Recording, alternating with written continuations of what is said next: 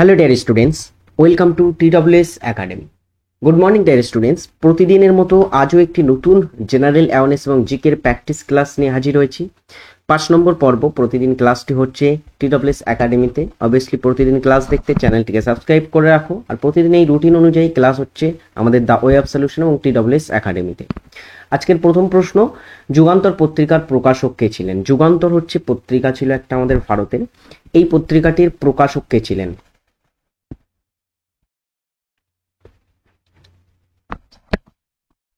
Right answer কি হবে? যুগান্তর পত্রিকার যিনি প্রকাশক ছিলেন তিনি হচ্ছেন ভূপেন্দ্রনাথ দত্ত।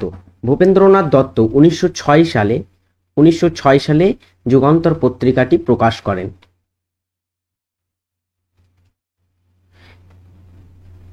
এই পত্রিকাটি যুগান্তর নামক একটা দল ছিল, বিপ্লবী সংগঠন, যে দলটির প্রতিষ্ঠাতা ছিলেন অরবিন্দ ঘোষ এবং বারীন্দ্র কুমার ঘোষ।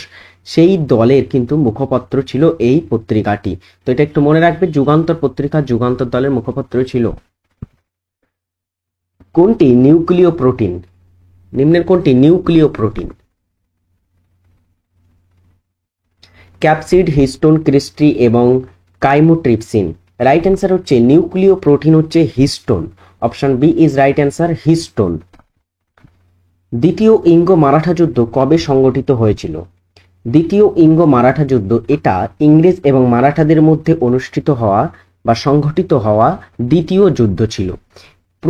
আমরা একটু প্রথম ইঙ্গ মারাঠা যুদ্ধের দিকে যাব। ইঙ্গ মারাঠা যুদ্ধ,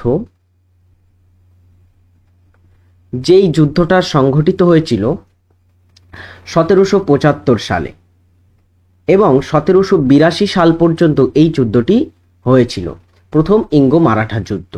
ওকে, এই যুদ্ধটি সমাপ্তি ঘটেছিল 1782 সালের সলবাইয়ের সন্ধির মাধ্যমে। সলভাই সন্ধির মাধ্যমে এই যুদ্ধটির অবসান ঘটেছিল। এবারে দেখো, এখানে পরবর্তী যে জিনিসটাতে আমরা আসবো সেটা হচ্ছে দ্বিতীয় ইঙ্গ মারাঠা যুদ্ধটা কবে হয়েছিল। দ্বিতীয় ইঙ্গ মারাঠা যুদ্ধটা হয়েছিল 1803 সালে এবং 1803 সাল থেকে 1805 সাল পর্যন্ত এই যুদ্ধটি হয়েছিল। 1803 থেকে 1805 সাল পর্যন্ত এই যুদ্ধটি সংগঠিত হয়। এবারে দেখো, এই যুদ্ধটা কার সময়কালে হয়েছিল যদি বলা হয়, এই সময় মারাঠা পেশোয়া কে ছিল? মারাঠা পেশোয়া কে ছিল এই সময়ে? যখন দ্বিতীয় ইঙ্গ মহীশূর মারাঠা যুদ্ধটা হয়েছিল তখন মারাঠা পেশো ছিল দ্বিতীয় বাজিরাও। দ্বিতীয় বাজিরাও, ওকে, তার সময় এটা হয়েছিল। আরেকটা প্রশ্ন এখানে এসে থাকে যে এই যুদ্ধটা যখন হয়েছিল তখন গভর্নর জেনারেল বা ভাইসরয় কে ছিলেন ভারতের? রাইট অ্যান্সার হবে তখন যিনি গভর্নর জেনারেল ছিলেন তিনি ছিলেন লর্ড ওয়েলেসলি।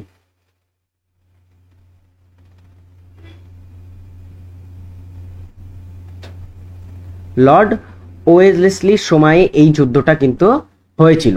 আর প্রথম ইঙ্গ মারাঠা যুদ্ধটা হয়েছিল তখন পেশোয়া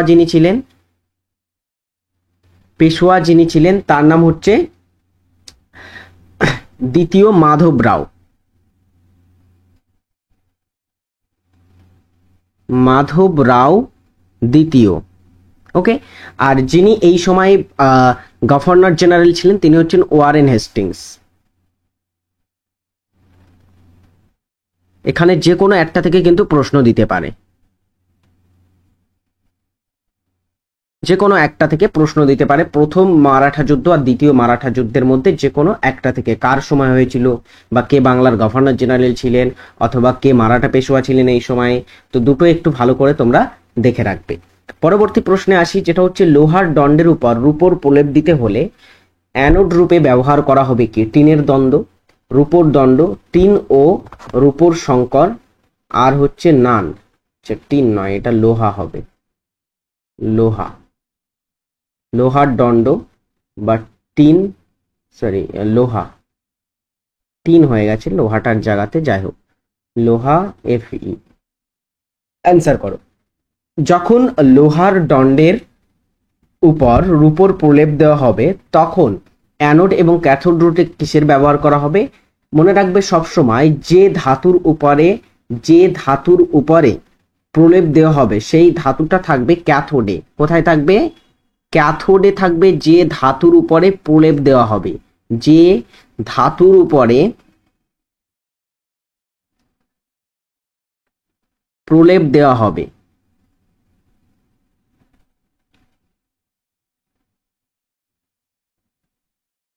ওকে। আর যে ধাতুর প্রলেপ দেওয়া হবে সেটা থাকবে সবসময় অ্যানোডে। ভারতের সবচেয়ে বেশি সোনা উৎপাদনকারী রাজ্য কোনটি? ভারতের সব থেকে লার্জেস্ট সোনা উৎপাদক রাজ্য কোনটি? সব থেকে বেশি সোনা উৎপাদিত হয় কোথা থেকে? ভারতের ম্যাক্সিমাম সোনা যদি আমরা দেখি উৎপাদিত হয়ে থাকে, রাইট অ্যান্সার হবে কোথা থেকে বলো? সঠিক উত্তর হবে এখানে কর্ণাটক রাজ্য। কর্ণাটক রাজ্য সব থেকে বেশি সোনা উৎপাদন করে। কর্ণাটককে বলা হয়ে থাকে ল্যান্ড অফ গোল্ড। এটা ভারতের ল্যান্ড অফ গোল্ড নামে পরিচিত। এই কর্ণাটকে কেজিএফ, তোমরা নিশ্চয়ই নামটা শুনেছো, KGF, coral gold fields, coral gold fields, অথবা ভারতের বৃহত্তম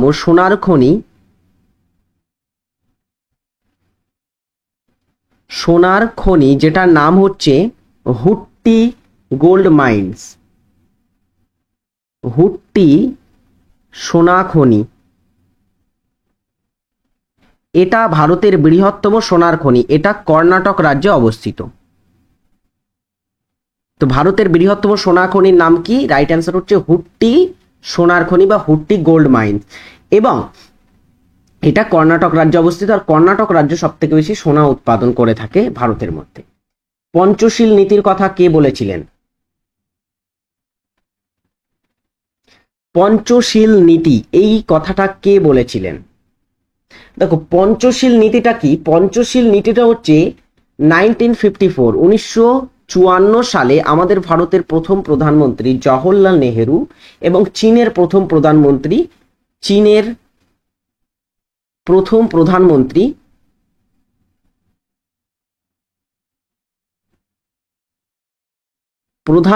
যার নাম হচ্ছে চৌ এন আই, এই দুজনের মধ্যে স্বাক্ষরিত হওয়া একটা নীতি ছিল, বিদেশ নীতি। এটা একটা বিদেশ নীতি, পররাষ্ট্রনীতি। এটা জওহরলাল নেহেরুর পররাষ্ট্রনীতি নামে পরিচিত। এটা কবে হয়েছিল? পঞ্চশীল নীতিটা কবে গ্রহণ করা হয়েছিল? রাইট অ্যান্সার হচ্ছে 1954 এই দিনে। তো এই পঞ্চশীল নীতিতে 5টি চুক্তির কথা বলা হয়েছিল। কি কি চুক্তি? একটা চুক্তি হচ্ছে আঞ্চলিক খণ্ডতা ও সার্বভৌমত্বের প্রতি পারস্পরিক শ্রদ্ধা থাকবে ভারত এবং চীনের মধ্যে। আরেকটা হচ্ছে একে অপরের অভ্যন্তরীণ বিষয়ে পারস্পরিক হস্তক্ষেপ করবে না, সমতা ও পারস্পরিক সুবিধা প্রদান করবে, পারস্পরিক অনাক্রমণ মানে একে অপরকে আক্রমণ করবে না, এবং শান্তিপূর্ণ সহাবস্থান করবে একে অপরের সাথে। তো এইটা হচ্ছে পঞ্চশীল নীতির 5টি নীতি। এটা স্বাক্ষরিত হয়েছিল কার কার মধ্যে? জওহরলাল নেহেরু ও চীনের প্রথম প্রধানমন্ত্রী চৌ এন-আই এর মধ্যে। ওকে, মনে থাকবে আশা করব তোমাদের। এবং কবে স্বাক্ষরিত হয়েছিল? 1954-এ। নেক্সট পরের প্রশ্নটাতে তাহলে আমরা আসি। নেক্সট প্রশ্নটা কি বলা হচ্ছে দেখো, স্ক্রিনে দেওয়া হলো। মার্বেল রক কোন রাজ্যে অবস্থিত? মার্বেল রকটা কোন রাজ্যে অবস্থিত? দেখো ধোঁয়াধার জলপ্রপাতের নাম তোমরা নিশ্চয়ই শুনেছো। ধোঁয়াধার জলপ্রপাতের কাছেই মার্বেল রকটা অবস্থিত। মার্বেল রকটা হচ্ছে মধ্যপ্রদেশের জব্বলপুরে নর্মদা নদীর উপরে অবস্থিত। নর্মদা নদীর উপরে অবস্থিত মার্বেল রকটা। মানবদেহে দুগ্ধ নিঃসরণ করার সময় নিচের কোন হরমোন প্রধান ভূমিকা পালন করে? মহিলাদের দুগ্ধ নিঃসরণে উৎসাহিত করে থাকে কোন হরমোনটি? বলো। এস্ট্রোজেন, অক্সিটোসিন, প্রোজেস্টেরন, নান। কোন হরমোনটি দুগ্ধ নিঃসরণ করার সময় প্রধান ভূমিকা পালন করে থাকে? সুন্দর একটা কোশ্চেন কিন্তু এটা। রাইট অ্যান্সার হচ্ছে অক্সিটোসিন। অক্সিটোসিনটা কোথা থেকে নিঃসৃত হয়? এটা পিটুইটারি থেকে নিঃসৃত হয়। পিটুইটারি, যেটা আমাদের মস্তিষ্কে আছে, পিটুইটারি থেকে খরিত হয়। ওকে, এটা দুগ্ধ নিঃসরণে নিয়ন্ত্রণ করে, ভূমিকা পালন করে প্রধান। এবারে দেখো ইস্ট্রোজেন এবং প্রোজেস্টেরন এই দুটো হরমোন কিন্তু আবার ডিম্বাশয় থেকে নিঃসৃত হয়, এই দুটো আলাদা স্থান থেকে নিঃসৃত হয়। আচ্ছা, অক্সিটোসিন বলতে এখানে আরো একটা হরমোনের নাম তোমাদের বলে রাখি, এই দুগ্ধ সম্পর্কিতই বিষয়। স্তনগ্রন্থির দুগ্ধ নিঃসরণকে নিয়ন্ত্রণ করে থাকে, যেটার নাম হচ্ছে prolactin.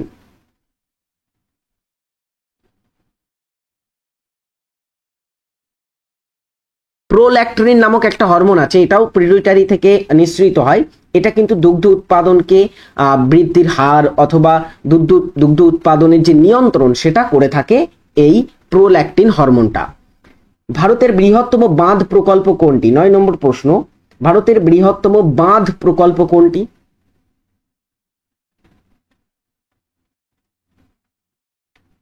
Right answer is Bhakra Nangal বাঁধ। ভাকরা নাঙ্গাল বাঁধ কোথায় আছে? ভাকরা নাঙ্গাল বাঁধ এটা এই ভাকরা নাঙ্গাল বাঁধটা হচ্ছে শতদ্রু নদীতে। কোথায় আছে? শতদ্রু নদীতে এটা অবস্থিত। এই বাঁধটা হচ্ছে ভারতের সবচেয়ে বৃহত্তম নদী পরিকল্পনা। এটা পাঞ্জাব এবং হরিয়ানা, পাঞ্জাব ও হরিয়ানা রাজ্য মিলে অবস্থিত। সরি, হরিয়ানা নয়, হিমাচল প্রদেশ, পাঞ্জাব হিমাচল প্রদেশ রাজ্যে অবস্থিত। ওকে, আরেকটা জিনিস দেখো, তেহেরি বাঁধ, এটা আমাদের ভারতের উচ্চতম বাঁধ এটা। এই বাঁধটা কোথায় অবস্থিত? এটা ভাগীরথী নদীর উপরে উত্তরাখণ্ড রাজ্যে অবস্থিত। এটা উত্তরাখণ্ডে ভাগীরথী নদীতে অবস্থিত এই বাঁধটি, যেটা উচ্চতম বাঁধ। হীরাকুদ বাঁধ ভারতের দীর্ঘতম বাঁধ। মনে রাখবে এই বাঁধটা নির্মিত হয়েছে কোথায়? হীরাকুদ বাঁধটা আছে ওড়িশা স্টেটে এটা অবস্থিত, এবং এটা নদী বললে হবে মহানদীর উপরে। নেক্সট হচ্ছে কালনাই ড্যাম। কালনাই ড্যামটা সম্পর্কে ছোট্ট তথ্য কি? কালনাই ড্যামটা হচ্ছে ভারতের প্রাচীনতম বাঁধ এটা। এই বাঁধটা কোথায় আছে? এই বাঁধটা হচ্ছে তামিলনাড়ু রাজ্যে। এই বাঁধটা নির্মিত হয়েছিল যখন চোল রাজাদের শাসনকাল ছিল, সেই চোল রাজাদের শাসনকালে এটা নির্মিত হয়েছিল। এবং এটা কোন নদীর উপরে? কাবেরীর উপরে। এটা কাবেরী নদীর উপরে অবস্থিত কালনাই বাঁধটি। ওকে, আই হোপ তোমাদের ক্লিয়ার। এখান থেকে ভারতের উচ্চতম বললাম, দীর্ঘতম বললাম, বৃহত্তম বললাম এবং প্রাচীনতম বাঁধ সম্পর্কেও ডিটেলসে বলে দিলাম। নেক্সট প্রশ্ন, ভারতের সংবিধানে কতগুলি পার্ট আছে বর্তমানে? করে ফেলো একদমই উত্তর দ্রুত। ভারতের সংবিধানে বর্তমান কতগুলি পার্ট আছে? প্রথমে যখন মূল সংবিধানে ভারতের মূল সংবিধানে যখন 1949 সালের 26শে নভেম্বর গণপরিষদে এটা গৃহীত হয়েছিল মূল সংবিধানটা, তখন এই সংবিধানটিতে 22টি পার্ট ছিল।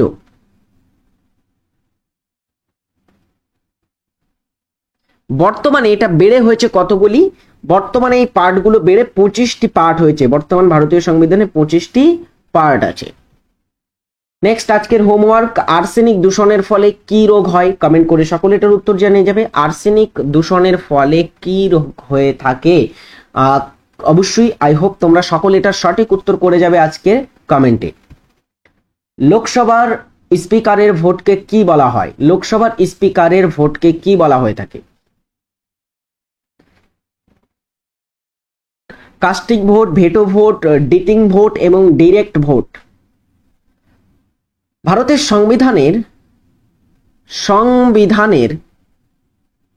বিধানের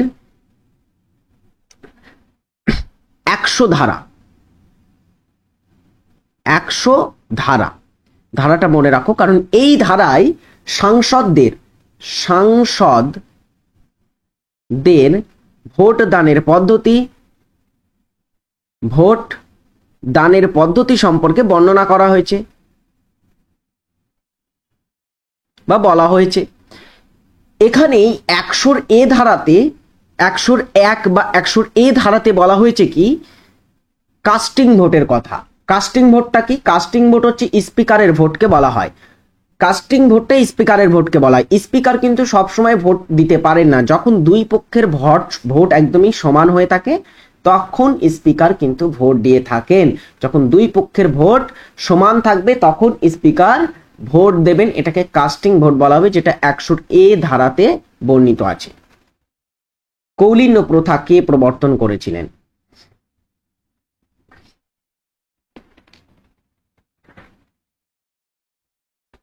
বাংলায় কৌলিন্য প্রথার প্রবর্তক ছিলেন সেন শাসক বল্লাল সেন। ধোলপুর কারৌলি টাইগার রিজার্ভ কোন রাজ্যে অবস্থিত? আচ্ছা, ধোলপুর কারৌলি টাইগার রিজার্ভটা কোথায়? এটাও ভারতের নবীনতম টাইগার রিজার্ভ। নবীনতম টাইগার রিজার্ভ এটা। ভারতে মোট অ্যাকর্ডিং টু টাইগার রিজার্ভ যেটা সরকারি ওয়েবসাইট আছে, সেখানে ভারতে মোট বলা হচ্ছে 55টি টাইগার রিজার্ভ আছে। 55টি টাইগার রিজার্ভ আছে।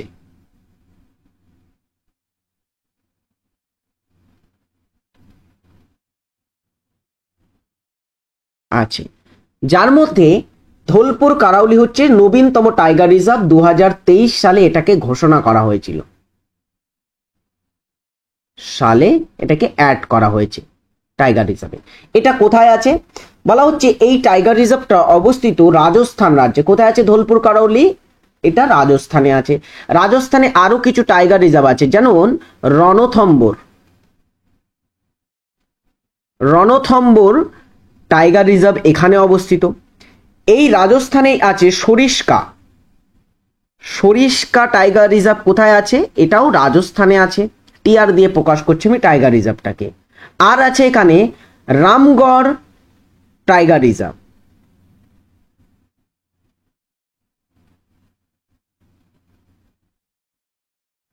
ঠিক আছে, রামগড় টাইগার রিজার্ভটা কোথায়? এটাও হচ্ছে রাজস্থানে। আরেকটা খুবই ইম্পর্টেন্ট, যেটা হচ্ছে মুকুন্দরা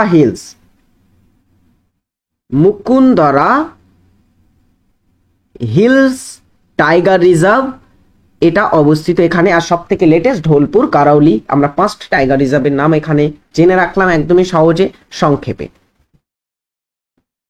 আমাদের পশ্চিমবঙ্গেও কিন্তু 2টো টাইগার রিজার্ভ আছে, জানো? পশ্চিমবঙ্গে 55টির ভিতরে 2টো টাইগার রিজার্ভ পশ্চিমবঙ্গে আছে। একটা হচ্ছে বক্সা এবং আরেকটা হচ্ছে তোমার সুন্দরবন টাইগার রিজার্ভ। 1973-তে টাইগার রিজার্ভ হয়েছিল সুন্দরবন। আইহোল প্রশস্তি থেকে কার কৃতিত্বের কথা জানা যায়? আইহোল প্রশস্তিটা এর থেকে কার কৃতিত্বের কথা আমরা জানতে পারি? প্রথম রাজেন্দ্র চোল শাসক, দ্বিতীয় পুলকেশী যিনি একজন চালুক্য শাসক, ইনি চালুক্য বংশের শ্রেষ্ঠ শাসক। পরীক্ষায় আসে কিন্তু চালুক্য বংশের শ্রেষ্ঠ শাসককে দ্বিতীয় পুলকেশী।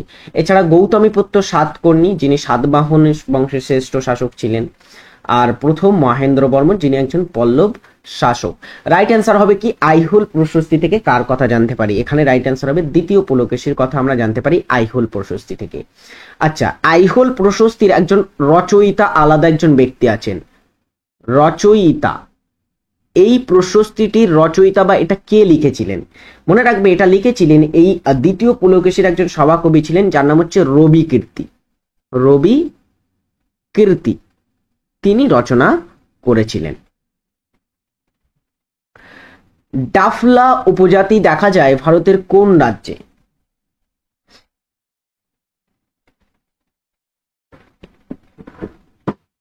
ডাফলা হচ্ছে ভারতের একটা উপজাতি গোষ্ঠী। এই উপজাতি গোষ্ঠীটা কোন রাজ্যে দেখা যায়? চলো ডিয়ার স্টুডেন্টস, উত্তর কি হবে? ডাফলা উপজাতিটা দেখা যায় অরুণাচল প্রদেশ রাজ্যে। আচ্ছা, ডাফলা উপজাতিটার একটা অপর নাম আছে। এর অপর নাম হচ্ছে, এই উপজাতিটার আমরা অপর আরেকটা নামে জেনে থাকি, যেটা হচ্ছে নিশি উপজাতি বলা হয়। নিশি উপজাতি নামেও এটা কিন্তু পরিচিত আছে। ডিয়ার স্টুডেন্টস, TWS একাডেমিতে স্পেশাল অফারের এখানে আমাদের বিভিন্ন ব্যাচে তোমরা ভর্তি হয়ে বেসিক থেকে ক্লাস করতে পারো এবং প্র্যাকটিস ক্লাস চাইলে প্র্যাকটিস ক্লাস করতে পারো। সমস্ত ধরনের ফিচার্স এখানে ক্লাস করানো হয় তোমাদের। অবভিয়াসলি TWS একাডেমিতে ভর্তি হতে চাইলে অবশ্যই TWS একাডেমি অ্যাপটিকে ডাউনলোড করো, ডেসক্রিপশন লিঙ্ক দেওয়া থাকবে সেখান থেকে। আচ্ছা, আরও একটা অ্যানাউন্সমেন্ট তোমাদের, আমাদের নতুন দুটো ব্যাচ আসতে চলেছে। একটা WBCS এর জন্য প্র্যাকটিস ব্যাচ আসতে চলেছে, আরেকটা আসতে চলেছে রেলওয়ে এবং SSCর প্র্যাকটিস ব্যাচ, রেল এবং SSCর প্র্যাকটিস ব্যাচ। আরেকটা আসছে তোমাদের WBCS এর প্র্যাকটিস ব্যাচ। যারা প্রিপারেশন নিতে চাও, প্র্যাকটিস করতে চাও দুর্দান্ত, তাহলে তারা আমাদের TWS একাডেমি অ্যাপটি ডাউনলোড করো এবং ফলো করতে থাকো। ব্যাচ লঞ্চ হলে ভর্তি হয়ে যাবে এবং ব্যাচ লঞ্চ হওয়ার প্রথম কয়েকদিনে অফার থাকে, সকলেই জানো আমাদের ব্যাচের। তো অফারের মধ্যে ভর্তি হলে কিন্তু অনেকটা তোমরা সেভ করতে পারবে। তাছাড়া আমি এখানে ফাউন্ডেশন 3.0 ব্যাচটাকে রিকমেন্ড করব। যারা এই ব্যাচটাতে যুক্ত হবে তারা কিন্তু অলমোস্ট সমস্ত পরীক্ষার মধ্যে আসা কমন যে চ্যাপ্টারগুলো থাকে সেগুলো একদমই ক্লিয়ার করতে পারবে, একদমই বেসিক থেকে সেগুলো তোমরা পড়তে পারবে।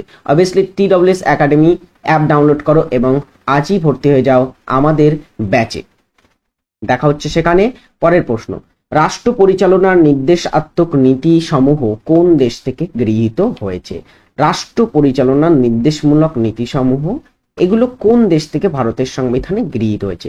দেখো, বিভিন্ন দেশ থেকে ভারতের সংবিধানে বিভিন্ন কিছু নেওয়া হয়েছে, তার মধ্যে রাষ্ট্র পরিচালনার নির্দেশাত্মক নীতি কোথায় আছে? এগুলো হচ্ছে ভারতের সংবিধানে 4th অংশের ভিতরে পার্ট 4 এর মধ্যে আছে। আর ধারা বা আর্টিকেল 36 থেকে কত ধারা, 51 ধারার মধ্যে এগুলোকে বর্ণনা বা এগুলো সম্পর্কে বলা হয়েছে, যার মধ্যে একটা আমরা নিশ্চয়ই পড়ে থাকি, পঞ্চায়েত, গ্রাম পঞ্চায়েত গঠন, 40 নম্বর ধারা, খুবই ইম্পর্টেন্ট 40 নম্বর ধারাটা।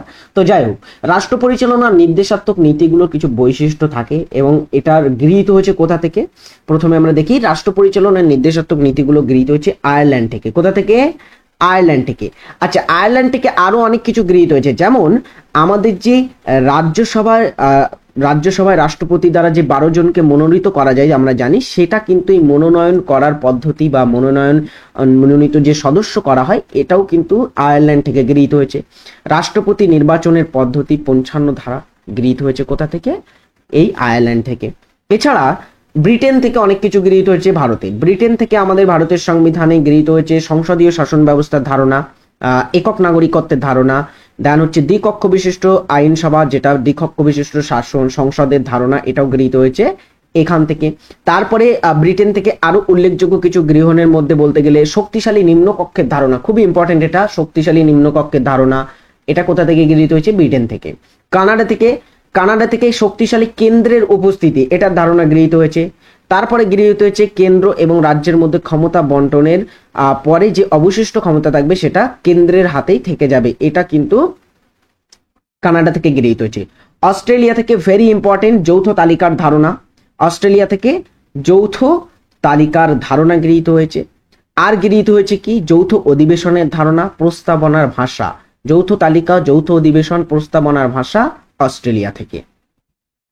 নেক্সট, পরের প্রশ্ন হচ্ছে, নিচের কোনটি সূর্যের আলোতে বিষাক্ত গ্যাস ফসজিন উৎপন্ন করে? কোনটি সূর্যের আলোর সাথে বিক্রিয়া করে বিষাক্ত একটা গ্যাস হচ্ছে ফসজিন, এই ফসজিন উৎপন্ন করে থাকে? যারা ক্লাসটি দেখছো সকলে একটা করে লাইক করে দাও ক্লাসে। আই হোপ তোমাদের ক্লাসটি খুবই ভালো লাগছে, ভালো লাগলে অবশ্যই একটা করে লাইক করে দাও। নিচের কোনটি সূর্যের আলোতে বিষাক্ত ফসজিন উৎপন্ন করে? রাইট অ্যান্সার হচ্ছে ক্লোরোফর্ম। রূপমঞ্জরি পুস্তকের লেখককে? রূপমঞ্জরি একটা বাংলা উপন্যাস, বাংলা পুস্তক, এই পুস্তকটির লেখককে?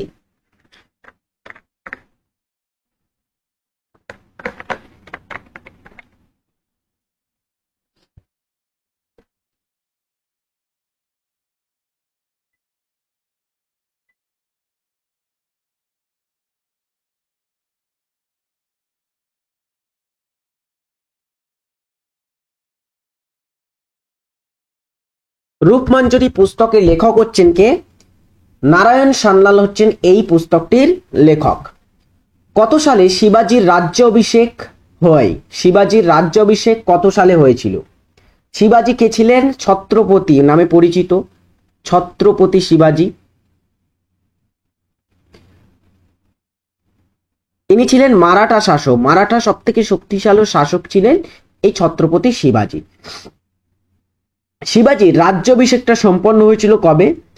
1674 সালে শিবাজি রাজ্যাভিষেক সম্পন্ন হয় এবং তিনি এই ছত্রপতি উপাধিটি কিন্তু 1674 গ্রহণ করেছিলেন। এছাড়া শিবাজির যে রাজ্যাভিষেক কোথায় হয়েছিল বলতো? কোথায় হয় যদি বলা হয় তার রাজ্যাভিষেক? তার রাজ্যাভিষেক হয়েছিল রায়গড় দুর্গে, রায়গড় দুর্গে। এবং এই রায়গড়টা কিন্তু শিবাজির রাজধানী ছিল, এটা শিবাজির পরবর্তীতে রাজধানী ছিল। তাহলে শিবাজির রাজধানী কি ছিল? রায়গড়। পশ্চিমবঙ্গের বেশিরভাগ মানুষ কোন ক্ষেত্রের সাথে যুক্ত? পশ্চিমবঙ্গের বেশিরভাগ মানুষ কোন ক্ষেত্রের সাথে যুক্ত?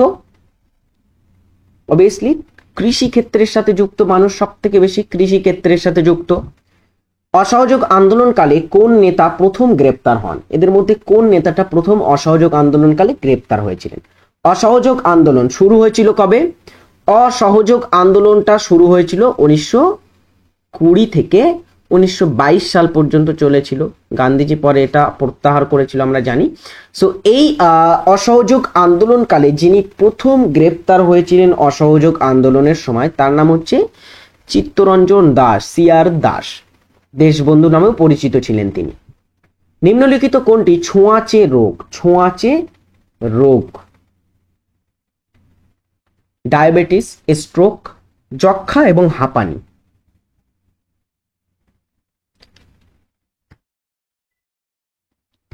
ছোঁয়াচে রোগ এর মধ্যে কোনটি? সেটা হচ্ছে যক্ষ্মা রোগ। যক্ষ্মা রোগটা একটা ছোঁয়াচে রোগ। আচ্ছা, যক্ষ্মা রোগটা এটা একটা কি ঘটিত রোগ বলতো? এটা একটা ব্যাকটেরিয়া ঘটিত রোগ। এই রোগটা হয়ে থাকে বা এই রোগটার ব্যাকটেরিয়ার নাম হচ্ছে কি? Mycobacterium, Mycobacterium tuberculosis.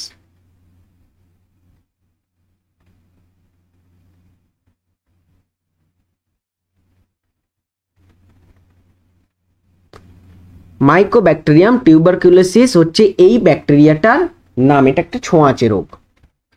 ছোটনাগপুর মালভূমি কোন শিলা দ্বারা গঠিত? কোন শিলা দ্বারা ছোটনাগপুর মালভূমি গঠিত হয়েছে? ছোটনাগপুর মালভূমি এটা একটা ব্যবচ্ছিন্ন মালভূমি, ব্যবচ্ছিন্ন মালভূমি, ছোটনাগপুর মালভূমি। এটা কোন শিলা দ্বারা গঠিত হয়েছে? ছোটনাগপুর মালভূমি গ্রানাইট ও নিস শিলা দ্বারা গঠিত হয়েছে ছোটনাগপুর মালভূমি। ভারতের নাগরিকত্ব আইন কবে পাশ হয়? সহজ প্রশ্ন। ভারতের নাগরিকত্ব আইন এটা কবে পাশ হয়েছিল? ভারতের নাগরিকত্ব আইনটা পাশ হয় 1955 সালে। হকি ইন্ডিয়া অলিম্পিকের জন্য দল ঘোষণা করেছে। কাকে দলের অধিনায়ক করা হয়েছে? অলিম্পিকের জন্য হকি মহিলা দলে হকি দলের অধিনায়ক কে হয়েছেন? শ্রীজেশ রবীন্দ্রন, মনপ্রীত সিং এবং ললিত কুমার উপাধ্যায়। এদের মধ্যে কে হকি দলের অধিনায়ক হয়েছেন? অলিম্পিক হকি দলের। অলিম্পিক এই বছরে কোথায় হচ্ছে? 2024 অলিম্পিক শুরু হয়ে গেছে না? কোথায় হচ্ছে? প্যারিসে হচ্ছে, তাই না? Paris Olympic. আগের বার আমাদের 2020 সালে যে টোকিও অলিম্পিক হয়, সেই টোকিও অলিম্পিকে ভারতের হকি দল ব্রোঞ্জ পদক জিতেছিল, ফিল্ড হকিতে ব্রোঞ্জ পদক জেতে। এখানে এই বছর অধিনায়ক করা হয়েছে কাকে? হরমনপ্রীত সিংকে ভারতের হকি দলের অধিনায়ক করা হয়েছে। ওকে ডিয়ার স্টুডেন্টস, আজকের ক্লাসটা আমি এখানেই এন্ড করব। সকলে যারা ক্লাসটি শেষ পর্যন্ত দেখলে কেমন লাগলো ক্লাসটা অবভিয়াসলি কমেন্ট করে জানাবে। আর হোমওয়ার্কের অ্যান্সারটা কিন্তু প্রতিদিন সকলে কমেন্ট করে জানিয়ে যাবে, অবশ্যই কমেন্ট করতে ভুলবে না।